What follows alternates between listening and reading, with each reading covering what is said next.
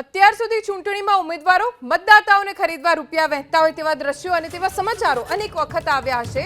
ભાગ્યે જેવું જાણવાને જોવા મળતું હશે કે ઉમેદવાર ચૂંટણી લડી શકે અને ચૂંટણી માટેનો ખર્ચ નીકાળી શકે તે માટે એ વિસ્તારના લોકો રૂપિયા જમા કરાવતા હોય। બનાસકાંઠા લોકસભા બેઠકના કોંગ્રેસના ઉમેદવાર ગેનીબેનની અપીલ પર તેમને રૂપિયા આપવા લોકો રીતસર લાઈનો લગાવે છે। ગઈકાલની સભામાં ગેનીબેનને ચૂંટણી લડવા યથાશક્તિ ફંડ આપવા વિસ્તારના નાગરિકો ઉમટી પડ્યા। બનાસની બેનના નામથી ચૂંટણી પ્રચાર કરી રહેલા ગેનીબેનની જોડીમાં અનેક લોકો 10 રૂપિયાથી લઈને જેટલી શક્તિ હોય તે પ્રમાણે રૂપિયા આપતા જોવા મળ્યું। એટલું જ નહીં, ગેનીબેનને આશીર્વાદ આપીને કેટલાક નાગરિકો ભાવુક પણ થતા જોવા મળ્યા।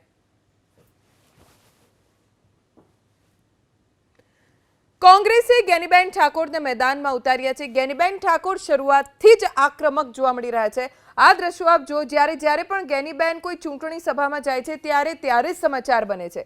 ક્યારેક તેઓ લાજ કાઢીને ઘૂંઘટ ઓઢીને સભામાં પહોંચતા હોય છે અને વડીલોના આશીર્વાદ મેળવતા હોય છે। ક્યારેક બનાસની બેન બનીને ચૂંટણી સભાઓ ગજવે છે તો ક્યારેક આવી રીતે જ્યારે ગેનીબેન સભામાં ગયા તો તેમના વિસ્તારના લોકોએ પોતાના પ્રેમરૂપી ગેનીબેનને ચૂંટણીમાં ખર્ચ કરવા માટે જેટલી પણ તેમની યથાશક્તિ હતી એટલા રૂપિયા તેમના હાથમાં થમાવી દીધા અને તેમને ખોબલે ખોબલા આશીર્વાદ આપતા પણ આપ જોઈ શકો છો।